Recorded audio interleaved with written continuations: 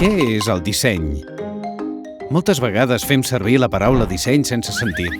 Són uns pantalons de disseny, viu en una casa de disseny o només compren mobles de disseny.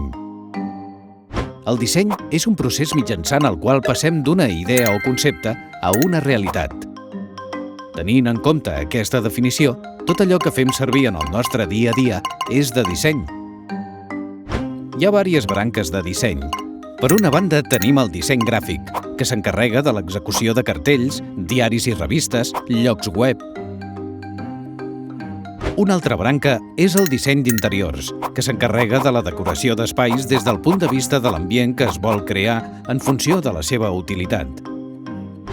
El disseny industrial o de producte s'encarrega dels objectes tenint en compte els materials que els formaran, la seva utilitat i la seva ergonomia, des de mobles a il·luminació o cotxes. El disseny de moda està dirigit a la creació de roba i vestuari.